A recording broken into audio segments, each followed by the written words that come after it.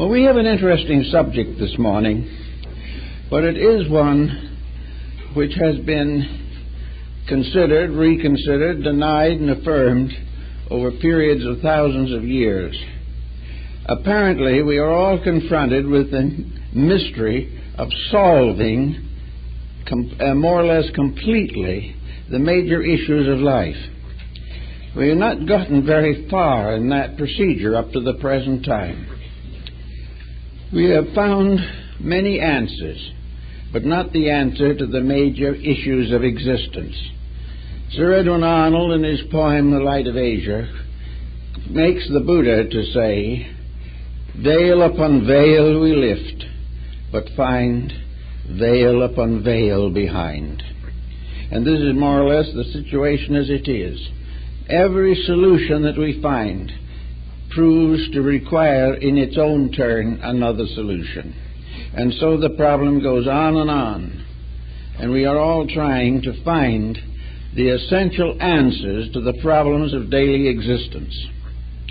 Now, the human being is endowed with three basic powers of thoughtfulness and examination.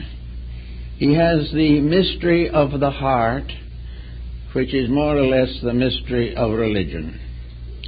He has the mystery of the mind, which is largely fulfilled by philosophy and learning. And he has the mystery of the hand, which is in the keeping of science. With his hands, his mind, and his heart, he must build his own way in a very mysterious universe. Actually, as we go along, we hear a great many different opinions today about some of these issues. But still we must face the fact that we must find some basic convictions. We must get things down to their roots, dispose in one way or another of the many layers of fallacies and theories and conflicts which have built up in every level of our education and our spiritual culture. We see, for example, that today our religious world is in a very bad condition. All over the world, members of religions are fighting their own members, and also the members of all other religions. We find that instead of the religion of love, which was brought to us by the great world teachers, we have a theology of conflicts. We have a series of, we'll say, misunderstandings, which are built up to massive proportions. Every day now, some small group finds a reason to hate some other small group, and the large groups hate the small ones, and it goes on in a great problem of conflict for control, for domination, for possession of the life of the individual. In our religious life, our conflicts go back to a very basic point. What is religion? Is religion one of the many conflicting creeds, or is religion a totality in itself? Is religion a basis upon which to build a life? Are all these various religions merely translations and interpretations of one eternal faith? If that is true and there is a basic religion, what is it? How can we escape the conflict of sectarianisms and persecutions and inquisitions if we are in the presence of a faith, the purpose of which is to make our lives better and bring us closer to an ideal way of existence? What is the problem of these religions? Why can they not get together? Why are the creeds more important than conduct? Why is it more important to argue over the translation of a book than it is to understand or read the book itself? Day after day, year after year, the homely and common truths of things have been reinterpreted, reanalyzed, The search for older source material goes on and on and on. But the religious world, 4/5 at least of the human race, is in pitiful condition. It has come to the point where the faiths that were given to us to preserve our inner lives are now almost on the verge of destroying us. Everywhere the truths are ignored. What is religion? Is religion something that has to be creedalized? Does it have to be a sectarian approach to spiritual understanding? Can we not recognize the final, ultimate basis of religion? And that is, love ye one another. Now, all the theology in the world cannot destroy that or create a peaceful existence without it. The real contribution of religion is love. Love, fellowship, service, mutual consideration, compassion for all that lives. It is the purpose of religion to bring people together. But by various contrivances, we have so integrated or organized our faiths that they live in constant antagonism with each other. And on what grounds are these antagonisms? Well, primarily on the assumption, which is held throughout the world, that each individual or each community or each communion of religion, each one is the only true one. No matter how much you try to interpret or understand these facts, the fact remains, as my old doctor friend said, there are only two doxies in this world. Orthodoxy, which is my religion, heterodoxy, which is everybody else's. So this becomes a loyalty not to truth, but a loyalty to an institution. Even if we understand this institution historically, we must admit that there are areas of it which are not worthy of loyalty. But we go right on, convinced and concerned only with the victory of our own belief over everyone else's. This is not love. Love suffereth long and is kind. Love forgives. Love strives in every way possible to make things happier and better for even the stranger outside the gate. But we have not recognized the primary purpose of religion. Love is religion, and hate is atheism. Hate is a danger to all that lives.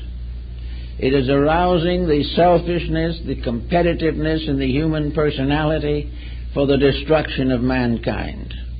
The only answer is to recognize that religion has one basic fact: love ye one another.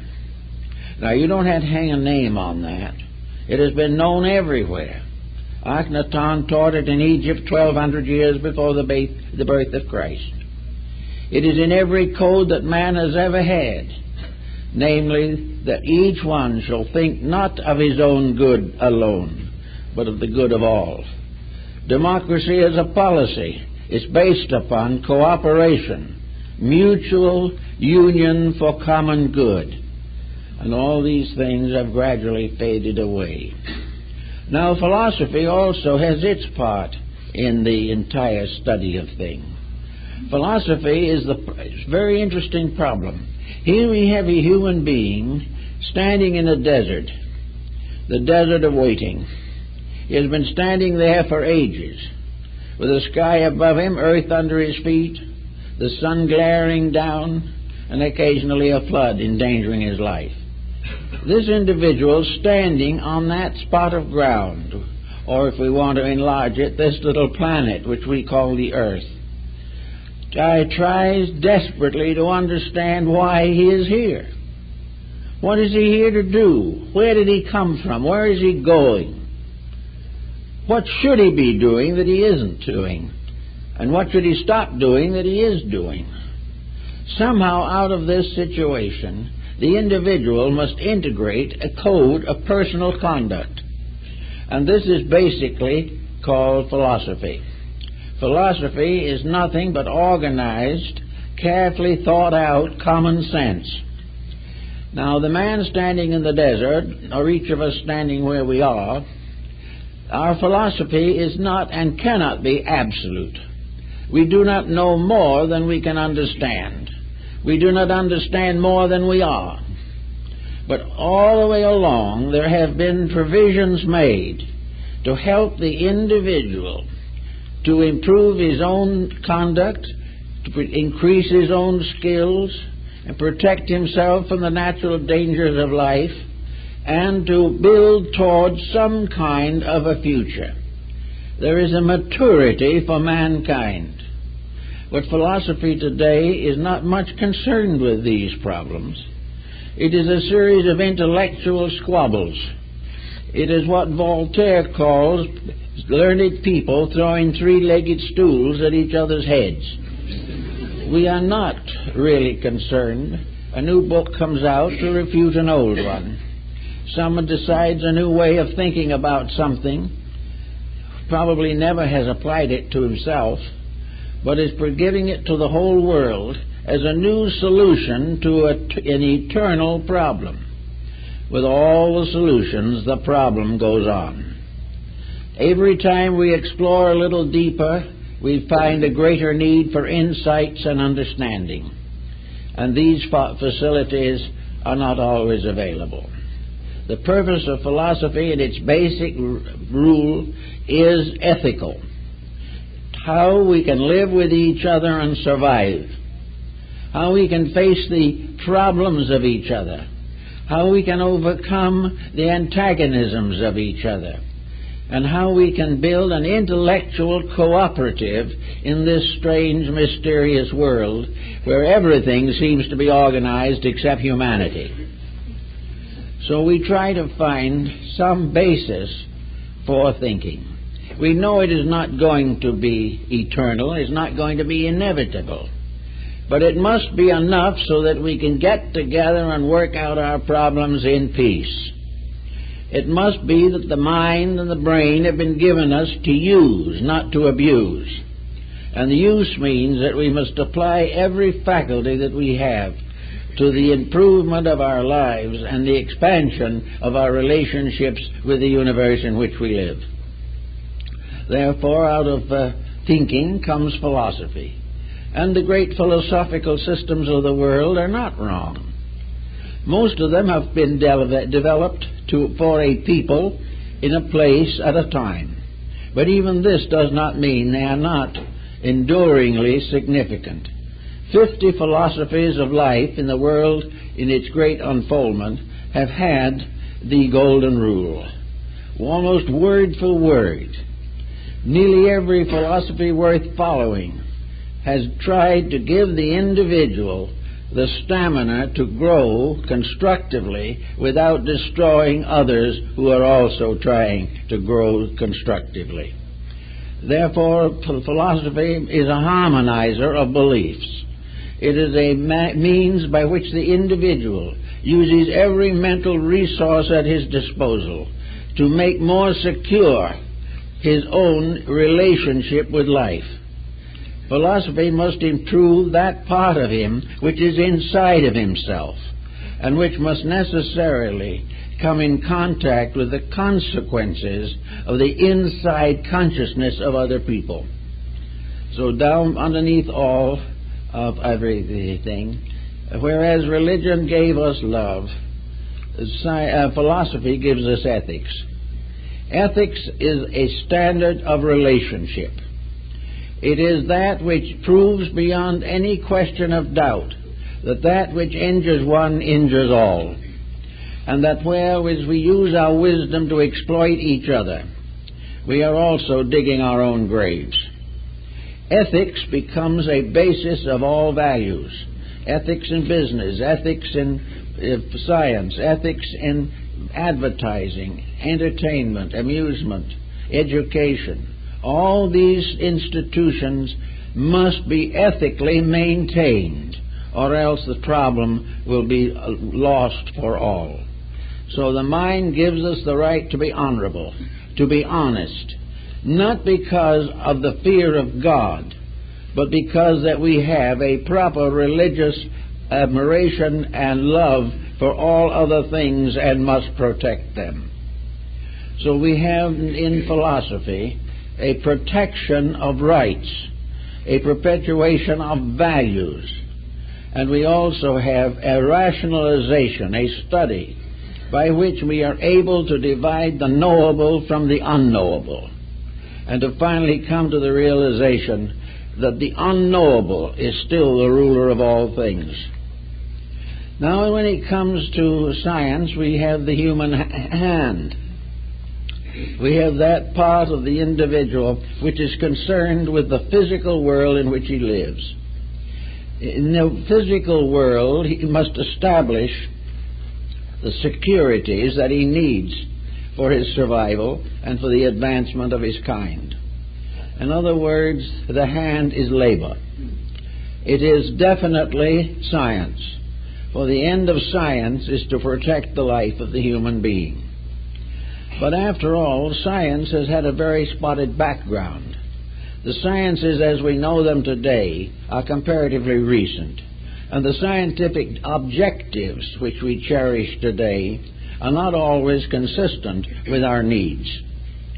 I think the great problem that we have with science is that it remains and has always been more or less unscientific. It talks about science, but a science that ignores the problem of human life and tries to explore the heavens has missed something. It has missed the urgency of applying skill to the immediate need of living things. Now, there are some areas in which science has made very valuable contributions, but the whole theory of science seems to be based upon the assumption that out there everything is mystery. And in order to be able to do the ordinary jobs of living, we must solve this mystery, this abstract, this absolute. We must try to discover, if we can, the eternal cause of existence. Well, as far as that's concerned, science has more or less given up. It realizes that apparently the very truth most necessary to it is unavailable. That no matter how far we go through galaxies and dark holes and all the mathematical calculations that we have, the great reality evades us. These calculations are magnificent. They reveal strange and wonderful things. And to young people starting out in life, they are the source of a great enthusiasm, a great hope, a tremendous excitement. But when it is all said and done, the old Persian poet summed up it all with a simple statement: man is born, man suffers, and man dies. Somewhere in this vastness of science, we are overlooking the immediacy of the need of practical answers to living problems. That instead of worrying continuously about the advancement across the frontiers of the unknown, we have a problem in our own backyard that is in desperate need of scientific skills. Because in the end, from a standpoint of science, the search is still for truth. But in this case, the truth of utility, how to use the things we have to the best good of all concerned. The greatest contribution of science must also be responsibility.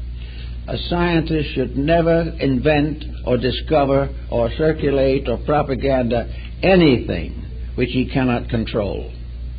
He should not be able to create weapons that will destroy him. He should not be able to make discoveries which lead to unemployment, to sickness and death, because they are inconsistent with the ethics of living. So science has the practical job, not of relieving everyone of work, but of finding work for everyone. Constructive labor. All labor-saving devices endanger the economy of mankind. Yet today we feel these to be necessary. Why? Because we have departed from the roots and foundations of our forebears. And to make this sound reasonable and to make our feelings less hurt or less endangered, we take it for granted and promulgate the idea that the old things were not very much good. Antiquity was nice while you were in antiquity, but now we've outgrown it. We've outgrown Socrates. We have outgrown Buddha. We have outgrown all of these. We have even outgrown our own Christianity. These things were for little people growing up. But great, big, strong people like today do not need anything like that. All they need is to build a weapon big enough to prevent themselves from being destroyed, but in the process probably inventing something that will destroy the very world they are trying to save. So we have now a great argument against ethics, against morality, and against religion because they are old-fashioned. Well, now what is old-fashioned? Old-fashioned, we might say, can best be detected or discovered by a study of what happens and how things came into existence that are important to us. One of the oldest codes of ethics and morality the world has known was the Code of Hammurabi, king of Babylonia.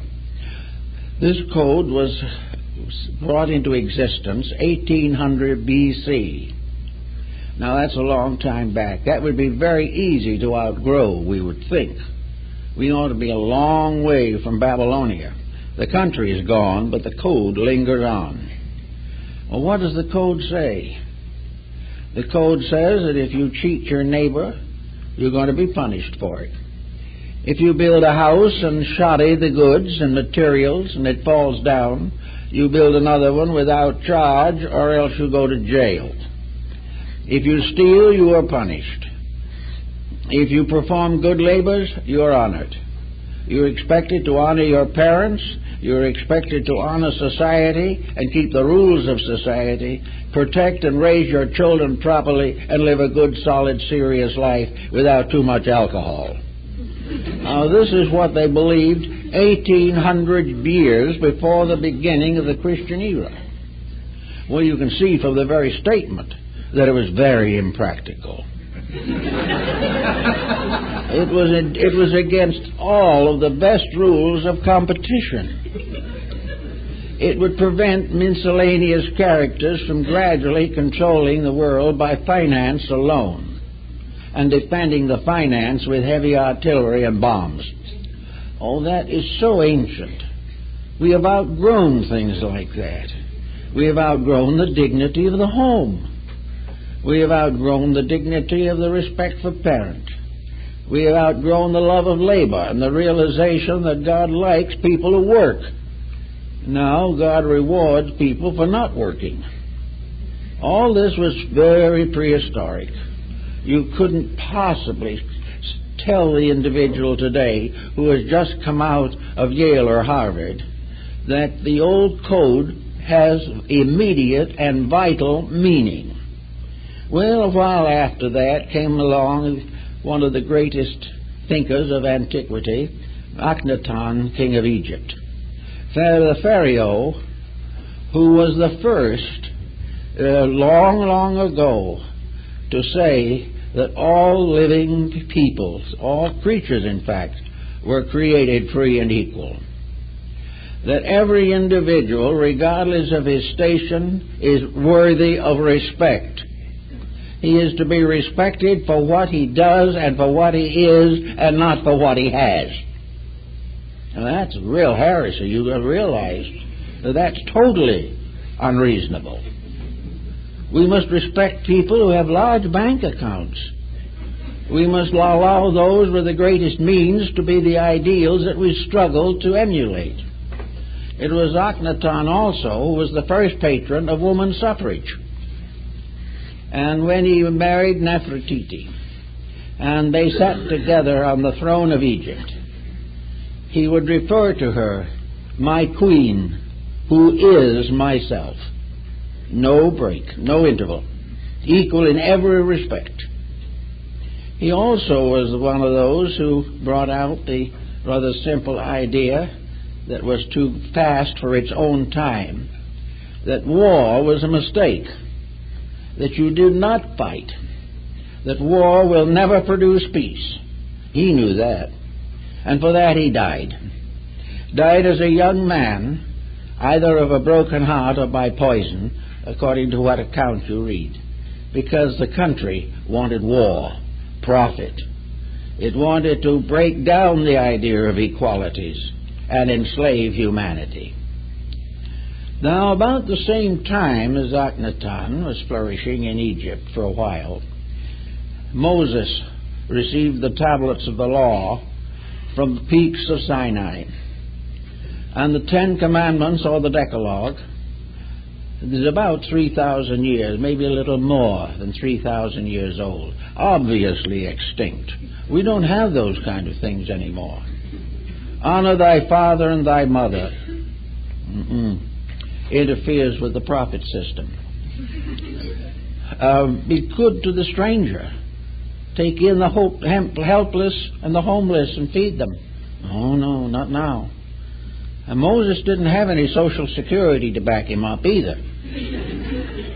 Moses said, thou shalt not kill.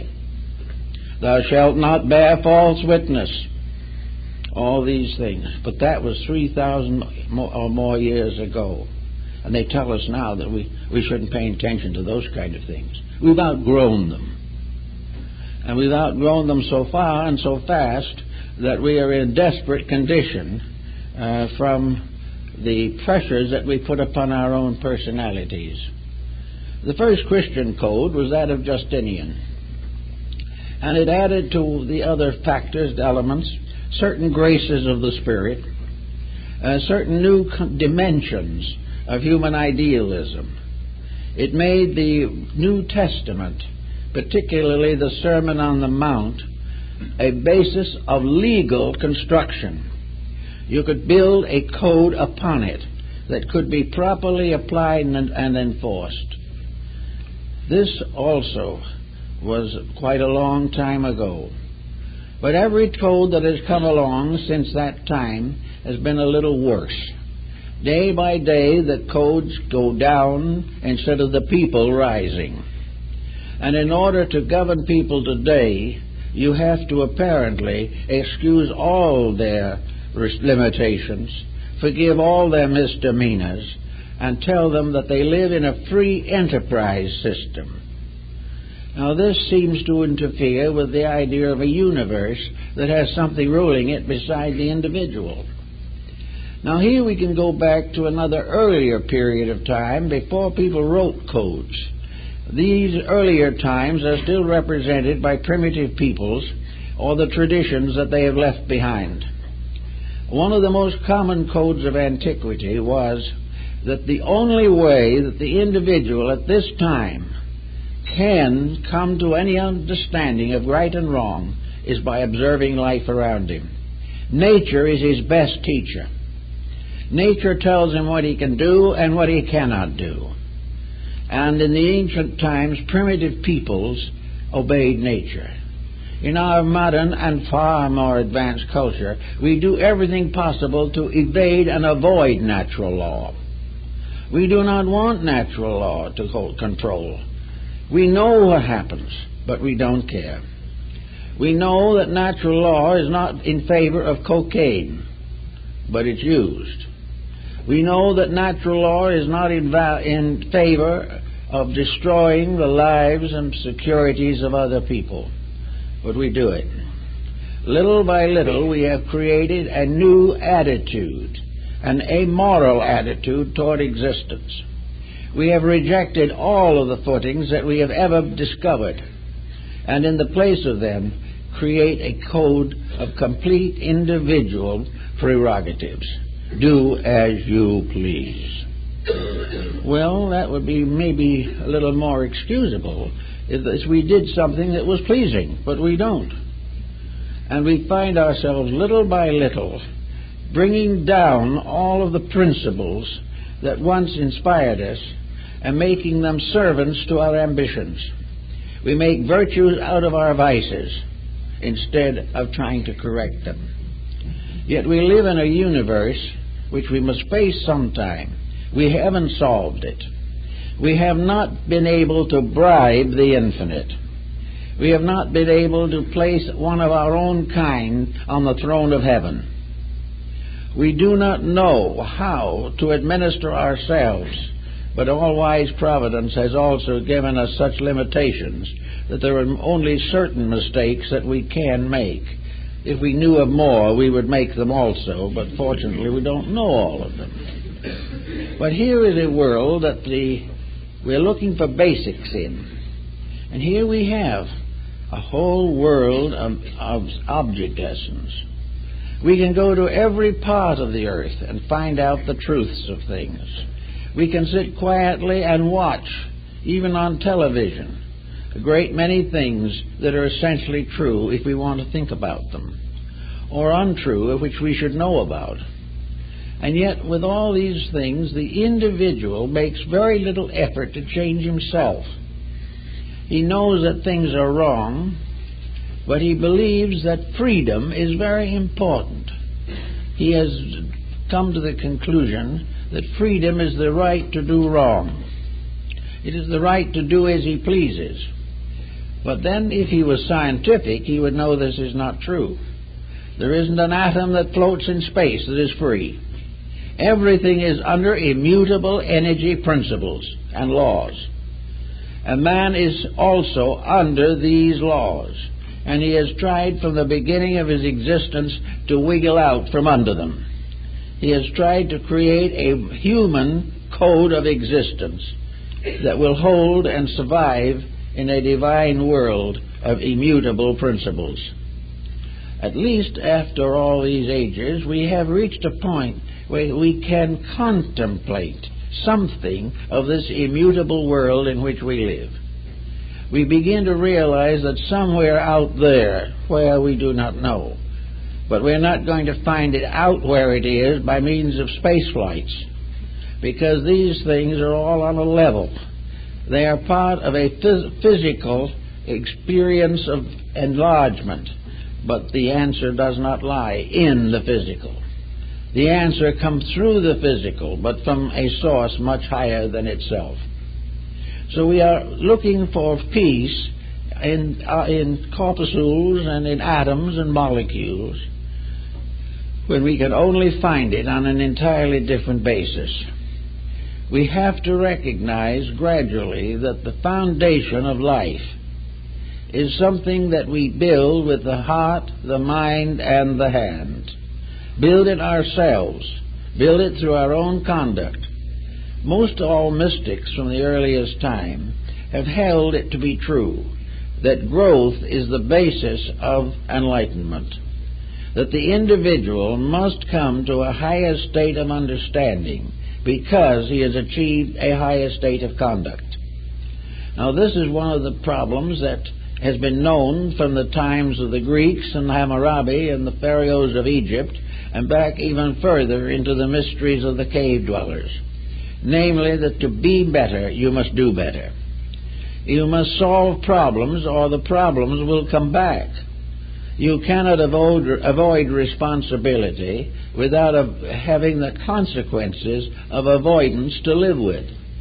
These things are very obvious and very sensible, and there's no one that lives through a normal lifespan who hasn't plenty of evidence accumulated to make these necessary improvements in himself. But again, we are in a problem. And in this problem, I think we have to recognize that most people are in a state of great confusion. They are confused with fear and uncertainties. They are reaching out for solutions, but the solutions, for the most part, are problems in character and integrity, and these are not yet the dominant approach to the solution of difficulties. We are looking for an answer to a world that seems to be crumbling around us. And in this state of things, fear moves in. This fear leads to neurosis. And this neurosis leads to a whole complex of psychological conditions.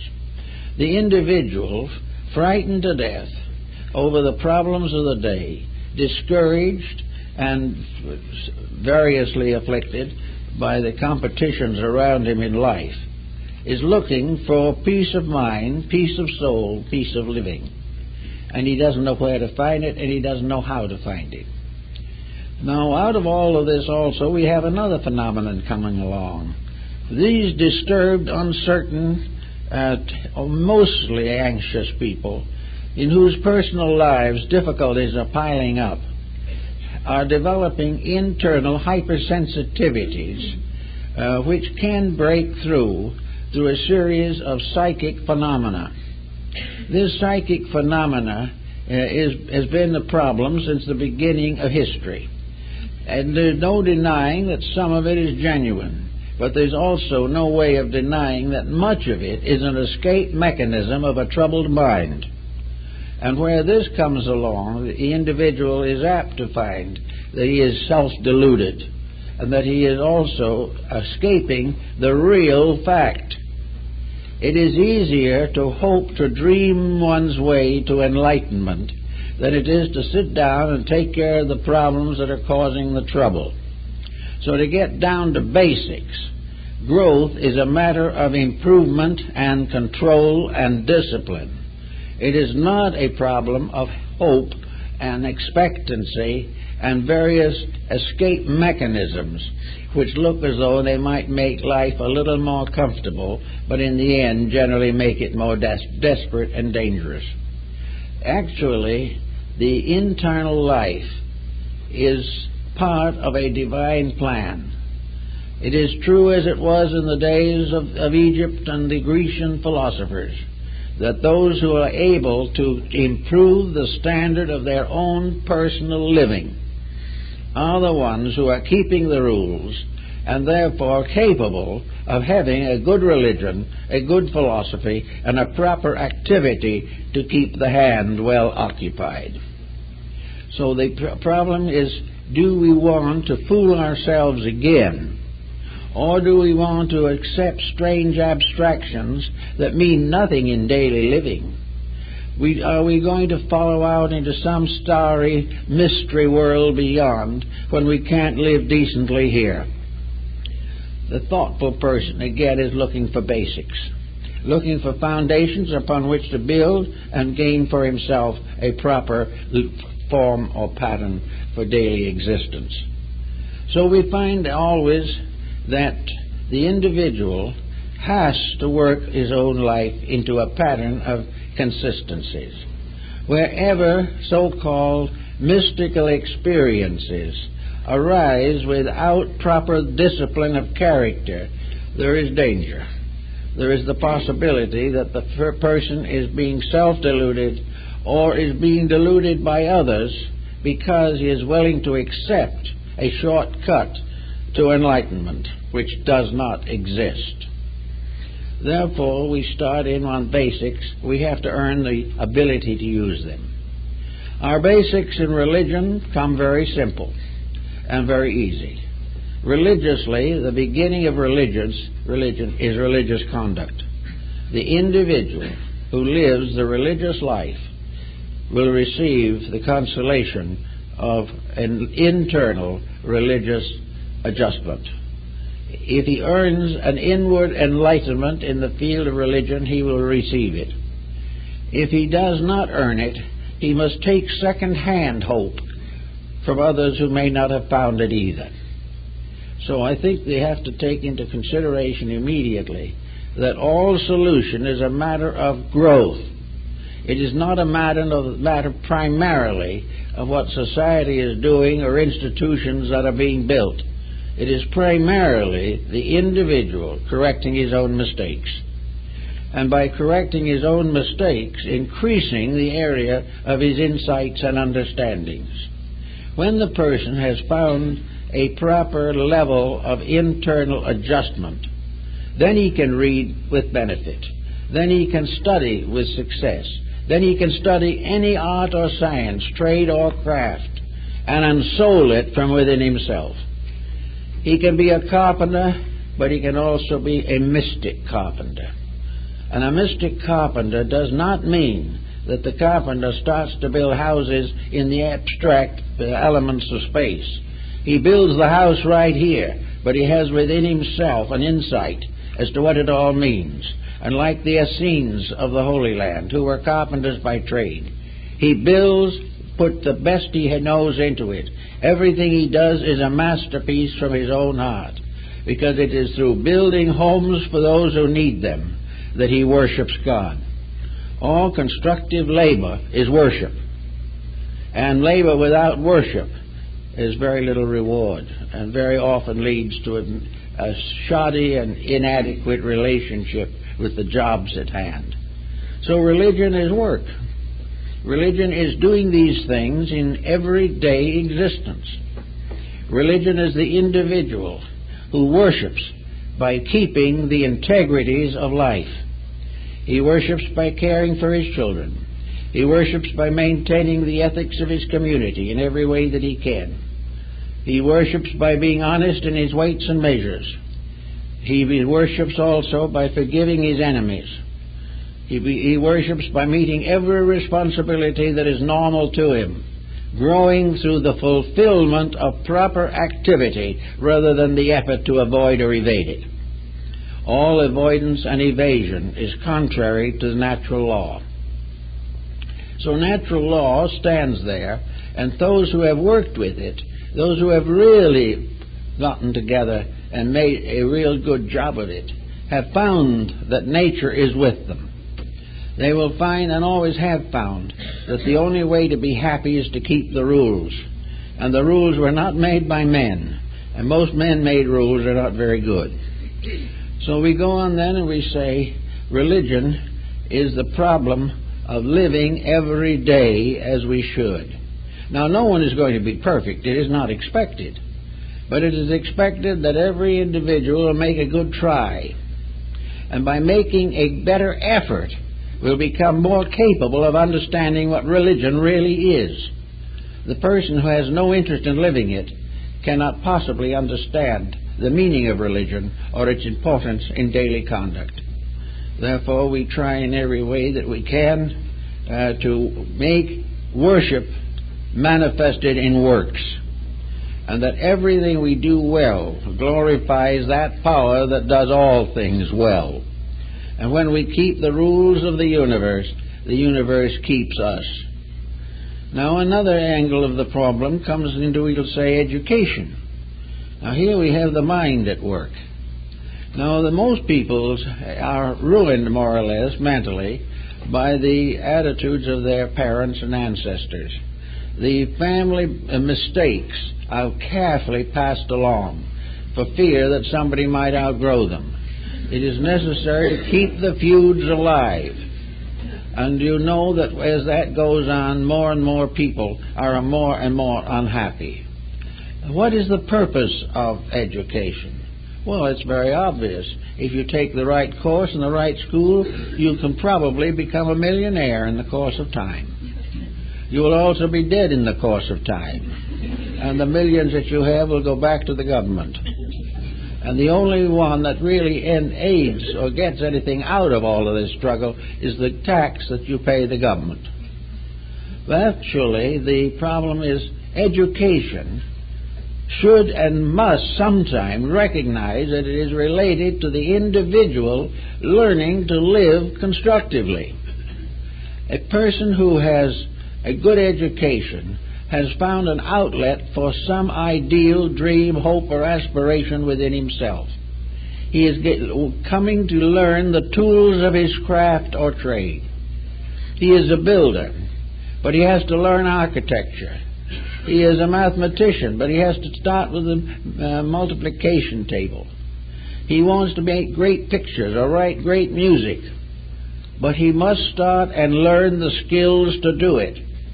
And when he has those skills, he must use them according to natural law. He must not profane or corrupt anything of beauty. If he does, he damages himself. He must never sacrifice quality for profit, or he will destroy his own ethics. And when he destroys enough of these ethics, he does not know what to do next, so he goes to narcotics or alcohol. Actually, each person who learns a profession or a trade or a business career is earning a way to use his religion. to use the divine overtones within his own nature. Education must include all of the basic elements of religion. It must include the golden rule, and no individual who does not learn to forgive his enemies can ever consider himself to be truly educated. He is learned and schooled, and he is going to be in the same trouble that the learned and the schooled have been for ages. It was a good educational system, but it didn't prevent the Inquisition. It did not prevent over 800 wars in the last 2,000 years, of all the corruptions of brutish existence. But civilization is not merely a vanity. It's not a great competitive field of extravagance. Civilization is the individual gradually growing up to the point that he knows what is right and has the strength and courage and wisdom to do what is right. So education needs a thorough house cleaning. We do not need all this abstract kind of thing without some emphasis upon use. We can create artists and musicians and scholars. We can create lawyers and doctors and psychiatrists. We can produce all kinds of people. But the main thing education should give these young people as they grow up is the realization of the responsibility of right use. To have a skill and not know what to do with it, or a skill and consider that it is perfectly proper to abuse it for personal profit at the expense of others, is barbarism and, most of all, total ignorance. The individual who does not have a right motive for what he does is ignorant. We cannot say the motive does not exist, because in a strange way the very person who is breaking the rules hopes that other people are not going to break them also at his expense. He doesn't want to be hurt, but he doesn't mind hurting someone else.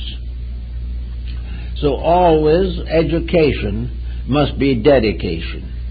The individual must realize that knowledge is a divine bestowal. It is made possible by the faculties of the individual and by the basic structures of society. It is something that he must respect, something that he must use. It doesn't mean that he is less practical. He knows he must make a living. He knows that he must be responsible for his part of the world's burden. But he will know also that in making this adjustment, he is certain he is a servant of truth.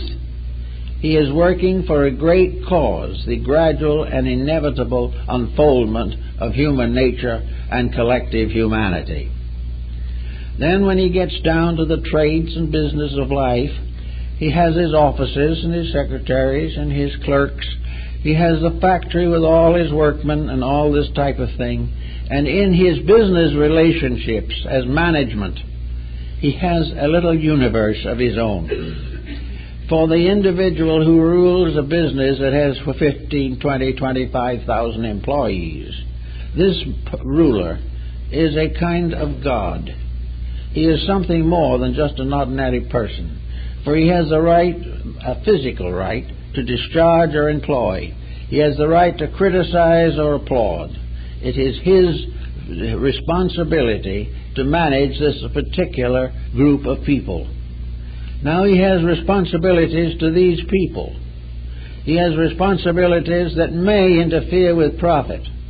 But if the responsibilities are ignored and profit becomes the principal aim, he with his business is going to be in the same general condition that the world is with its own unfinished business. He is going to find the temptation to exploit the privilege of leadership. He will exploit it politically, socially, scientifically, professionally. But the moment he exploits it, he breaks faith with truth. And the moment he breaks faith with truth, his own personal life begins to fall apart. And one of these days he will find that he has sacrificed too much to vanity and has not kept the faith that alone could make him a real person.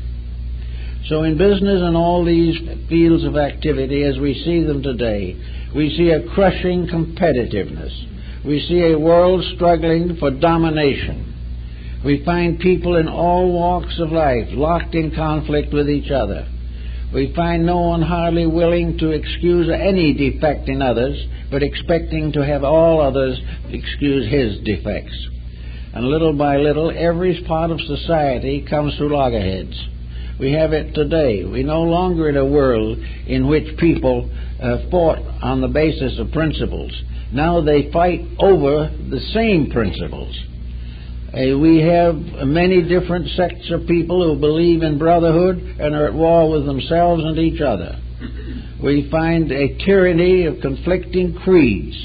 We find that religion is gradually entering into a great competitiveness in which it hopes to take over the world for its own creed and eliminate all others. This type of competitiveness is certainly not according to nature. In nature, variety adds to beauty. Here we cannot tolerate variety if it interferes with our own conceptions. What would the valleys and the mountains be if there was only one kind of flower? What would we think of the wild creatures of life if there was only one breed? What do we think, or how could we get along with one system of thought if all else was removed? Everywhere variety is life. The combinations of nature are all symmetrical and harmonic. The great music of the ages is infinite variety on a simple keyboard. And yet that variety gives us great joy and great pleasure. What would we feel like if somebody struck one note for hundreds of years and never changed? We would say that it is impossible, incredible, unbelievable. So change and variety is life. It is a wonderful thing that we have a half a dozen major religions and maybe 100 smaller ones. As long as all of these religions keep their rules, do what they dedicate themselves to doing, and learn to be pleasant and tolerant with each other, variety is beautiful. But now we can't stand it. If we can't convert them, we're going to destroy them. And this is true all over the Near East at the present time. It is true in a large part of Asia, and it is increasingly true here in America. We cannot stand differences of opinion, although nobody knows who is right. Right hasn't any part in it. It's do you agree with me or don't you? Well, no matter how many times we try, there's always be somebody who doesn't agree with us. So it becomes an endless conflict, strikes and agitations and bombings, cruelty. And we think we are civilized, grown-up people, and that the past was made up of barbarians. Many of these barbarians were much better people than we are, even though we do not realize it. And we can take their virtues and get over some of our own vices with benefit to all concerned. We know that in many parts of the world today, comparative religion is acceptable. But we're trying to kill it out here because of various motives. Some of these motives are very sincere, others are not. But the individual does not have to surrender to anything that is less than tolerance. And tolerance is more than just willingness to endure. Tolerance is the ability to get along with, to work along with these things in a constructive manner. So we think that the basic problem is a little bit like the famous three-headed Brahma in the great cave temple of Elephanta in the harbor of Bombay in India. Three faces of one God. In some of the early missals of the Christian church, Christ is represented with three faces. And all through theology, the three-faced being was part of the philosophy of the Knights Templars, and also seems to sneak into some of the mystical works of the 17th century. One being with three faces. In fact, this was one of the great problems of conflict in the early church, with the various conventions trying to decide how to solve the problem of one in three or three in one. This situation means actually that the divine power is three-faced. It has the three great likenesses, the three great visages. It has three eyes: the eye of the heart, the eye of the mind, and the eye in the palm of the hand, as we find in Oriental imagery. These three faces represent the three basic powers by which the universe was created. We don't know where and when it was created, and science doesn't seem to be in any danger of finding out. It has going to do all kinds of things, but when it gets through trying to find what's inside of the black hole, it will find another smaller black hole or a larger one, and so on infinitum. It will not ever come to the end, because the surface of things is never final.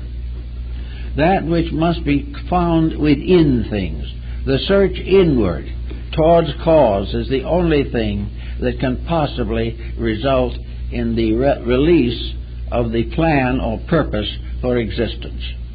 In any effect, however, at least how you look at it, the problem goes on that each individual must find the way to use the three faces that he has within himself.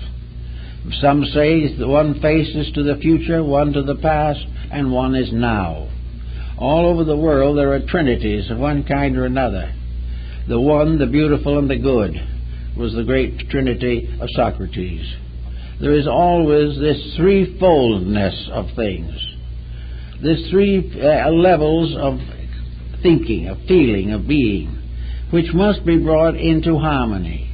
The hand must be trained to do the will of the Spirit. And the will of the Spirit does not mean to use it to knock down somebody.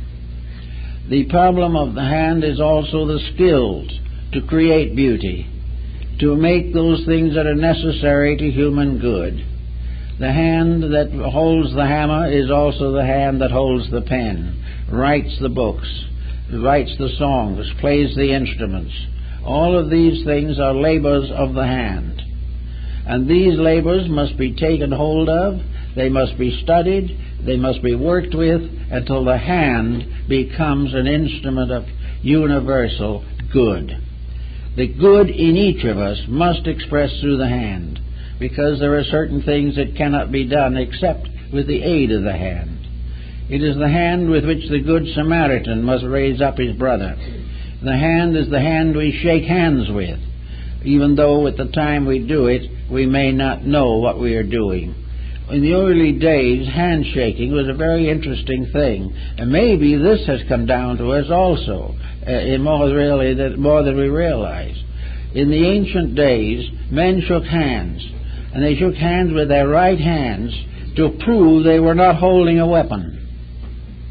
In other words, the handshake was a symbol that the individual was not planning or aiming to hurt the other person. He was not going to cheat him. He was not going to stab him in the back. He was not going to hit him. He was going to prove conclusively that at that moment amity existed between himself and the other person. Now, when we shake hands today, I wonder what it means. I wonder if we're sure that the fellow we shake hands with is not going to foreclose the mortgage the next day. It doesn't mean anything now. It is merely a gesture. But it had originally just as much a real meaning as any mudra or hand posture of religion. It was a symbol of brotherhood, of fraternity, of trust, of peace, and cooperation. And while it had those meanings, it was significant. Those meanings should come back. If they do not come back, the handshake means nothing. If it does not seal a cooperative relationship, it means nothing. The same way with all of the labors of the hands. Everything should have some use for it, some goodness in it.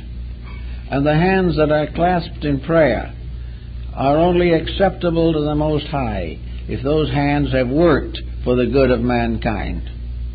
We give our hands to God in prayer, and in so doing rededicate them to the universal labor of human betterment. It's the same thing with our minds. We have minds, we have all kinds of thoughts. Some of them are not anything to brag about, and some are really quite noble in their way.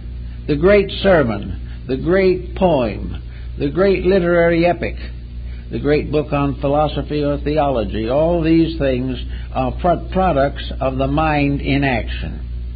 The mind's purpose is to be dedicated to the advancement of the common good. The mind has to work out a whole series of decisions in itself. It must realize that it can contribute humor and happiness, that it can make life easier by properly addressing a need.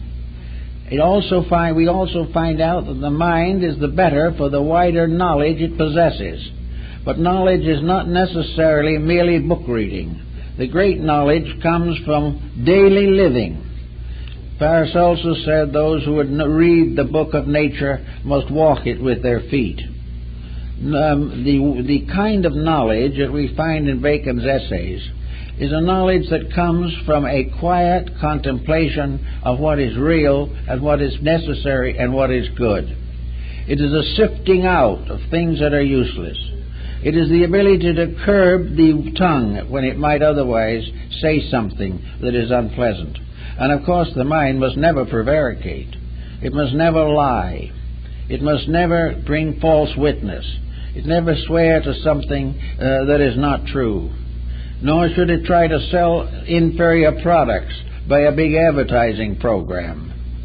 All of the great industrial activities are keyed to mind, but a great many of them are a use of the mind to exploit the lives of other people. We can protect ourselves against this, and we can try in our own lives, in our own ways, to use the mind always for as much good as possible. That we use it to think things through, that we use it to decide how we can serve others best, that we can use it to remind us of jobs and duties, responsibilities, and most of all, that it is an alchemist, by means of which all responsibilities can be transmuted into opportunities. All these things are parts of the mind's labor. It must gain all knowledge that it can, and use all that it has gained for the common good of all that lives. This was another one of Bacon's thoughts. Also, we come now again back to religion. Religion, in a mysterious way, is the sum of everything. Religion to each nation, each generation, each people has been a little different. But it is always the supreme over thing. Very few have really attempted to explain it completely. We know the various forms of worship. In Peru, for example, the natives worship God by kissing the sunlight.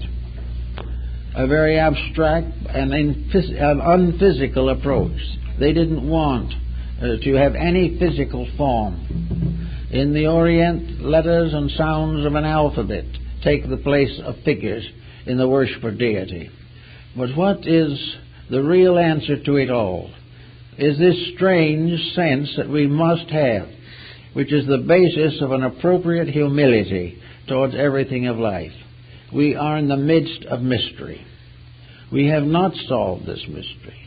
It is very possible that we can never solve this mystery until we become with it in an infinite future. That the only way we can ever know deity is to gradually grow up to the understanding of the infinite power at the source of life. In the meantime, religion is the great benevolent mystery. We have given it all kinds of names and thoughts. We believe that when we pray, our prayer is heard by something. We believe that in the emergency, we are strengthened by faith in God. And that faith is faith in something above ourselves, something more powerful, more useful, more immediate. Most people of religious belief feel convinced that deity is approachable, that they cannot understand deity, but that deity can understand them. And in this understanding, they await the will of deity. And this will of deity is something that the world has loved from the beginning, and however it interprets or however we try to study it, there is an immense strength there, the only strength man has. How can he have strength in institutions which he will sometimes survive, or which may for a short time survive him? How can he have confidence and faith and satisfaction in situations which have no value to anyone actually, including himself? How can he substitute wealth for peace of heart or peace of mind? How can adventure and change and emotional stimulation take the place of this inward appreciation of value? Every individual, therefore, has to have this inner part of himself. And this inner part is the three-faced God. For all parts of knowledge, science, religion, and philosophy are attributes and aspects of one power. They are the basic breaking of one light upon a prism. They are the one power manifesting on three levels of function. There are other levels, but we do not know them. But in all things, the three move together. And the very processes of learning bring both the others into focus. There can be no philosophy without religion and science. There can be no science without religion and philosophy. And there can be no philosophy itself, or no religion, or any of these things, except in the compound of the three. They must work together. They are aspects of one thing, conditions of one quality, expressions of one life. And in this time, where we are under such burden of stress and so many problems are afflicting us, it seems very important that the individual should try to get rid of the conflicts and prejudices and conceits which he has regarded as loyalties. What is loyalty? Finally, it is loyalty to truth as we know it, or as we are capable of understanding it. Truth for man is relative. It is truth for his kind in its own time. He must try to supply that which is necessary to preserve the best in things as they are, rescue the best from things that have been, and dedicate the best to the unfinished labors of the future. All these things are part of the problem of living. We don't want to have it appear, however, that this all adds up to a pretty heavy job, that it's something that we should approach with trepidation. Actually, the doing it right procedure is 1,000 times more simple than what we are trying to do for the most part today. We are not really achieving in comparison to the energy that we are expending. It is very much like the problem of taxation. The taxes go up, but the buying power of the money goes down. And in all the money that we spend, we may still not be able to actually bring the necessities of life to the human beings on this planet. We can't do it this way. We cannot solve our problems by trying to follow political structures or any of the traditional values. The world is more inhabited now. In the time of Plato or Socrates or Pythagoras, there probably were less than 500 million people on Earth. Today we are pressing 6 billion. We have a world that is more and more indebted to a little planet that is our hope of glory and our hope of salvation. We have done everything we could do to wreck that planet. We haven't followed the Egyptians, who referred to our planet as Mother Earth and worship it as the source of all life. We don't worship the earth anymore. We're too sophisticated for that. We're too smart and too wise to pay homage to our own source of life. We are not worshiping the earth, but also we are therefore not careful of our use of what the earth provides. We do not recognize the harvest as a marvelous gift of nature, and we are not certain as to whether or not the farmer can continue to survive. All the things that would make things a little nicer, a little better, have in them an element of worship. There has to be something that we care for, something that is just a little more sacred than we have considered it usually. Our petroleum is something also that we just go out and use it. We don't realize the fact that maybe someday we won't have it. And therefore our best process would be to be wise, loving, unselfish now, and help to keep these resources as long as possible. It is astonishing, one of the great wonders of nature, that the earth is able to sustain us. That in some mysterious way, even though populations increase, they survive. And they survive because there is something more than physical structure to the earth. It is a center upon which energies from the sun and from other planets converge and keep a constant process of reformation and rehabilitation. The earth is forever producing, not only the grain in the earth, but in the clouds, the water, everything. Nature has given us a tremendously complicated and incredible boat on which to sail across the sea of life. It has given us something that no human being could conceivably make. And behind the little part of it that we see is an intricate machinery extending throughout the whole of space. We are part of a tremendous thing. And this tremendous thing is obviously dedicated to good. As far as we can see, it is working for us. It is doing for us everything that is necessary to keep us alive. Everything that nature does is constructive and productive until man abuses it. So we are going to have to recognize religion as a reformation that gives us the internal insight to stop abusing the natural benefits and benevolences with which we are surrounded. Everything is part of something good, and man is a kind of a wayward child.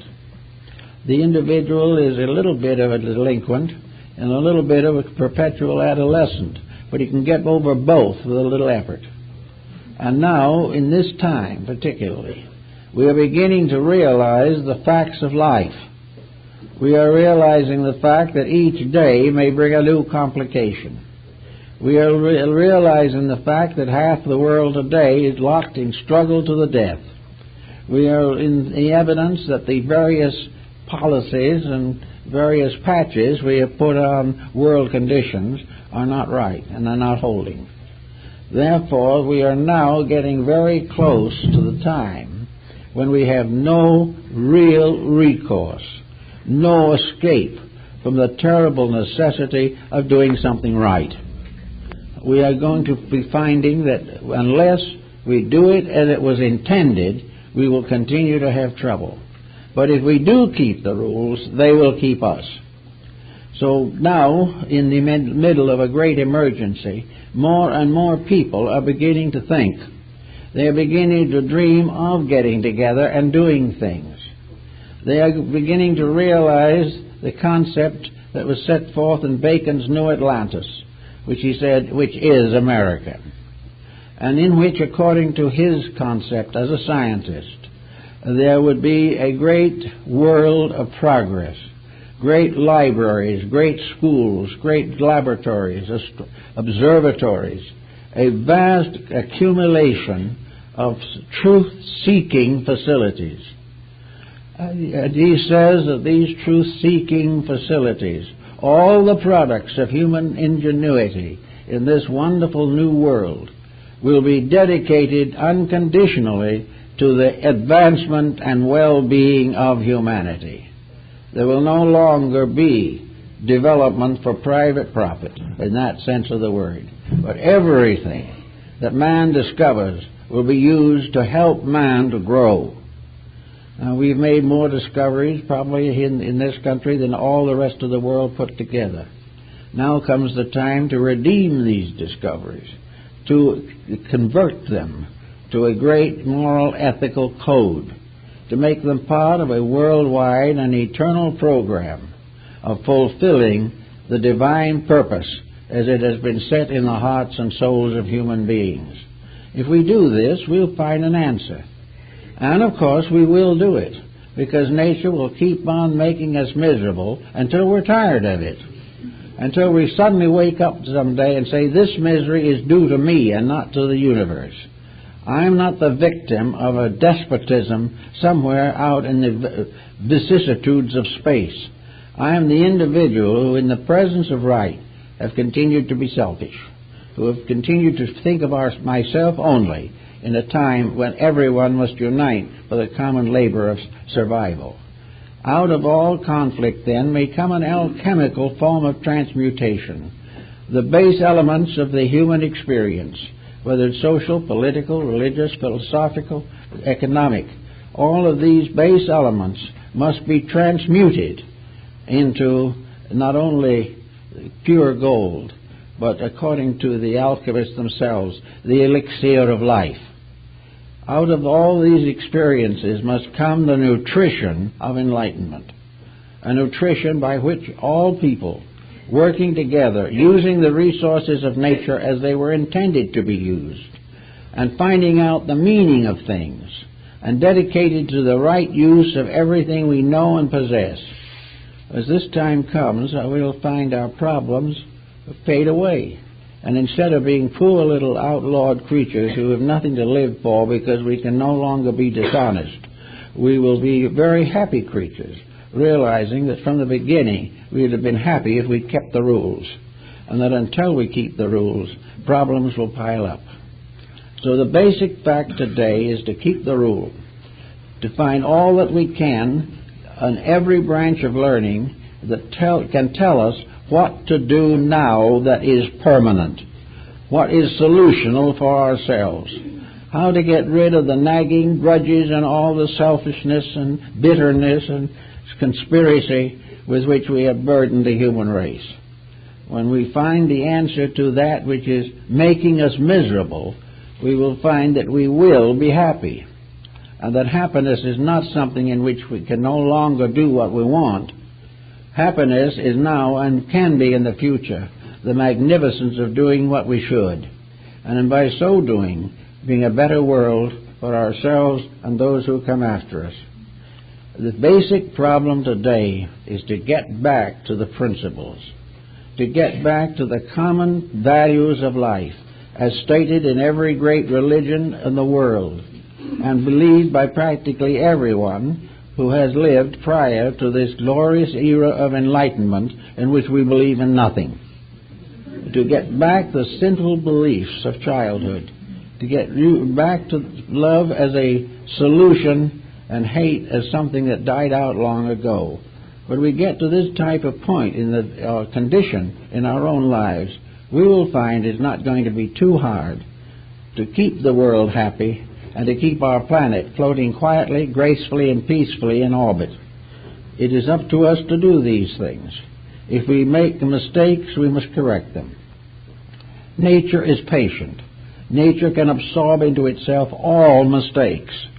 But the problem of absorbing a major mistake is a little uncomfortable, and we should try in every way possible to avoid that.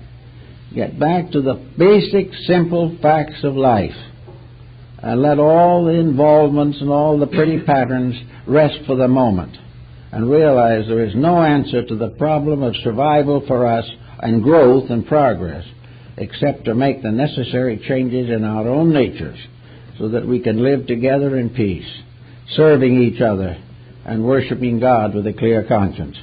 Well, that's it, folks.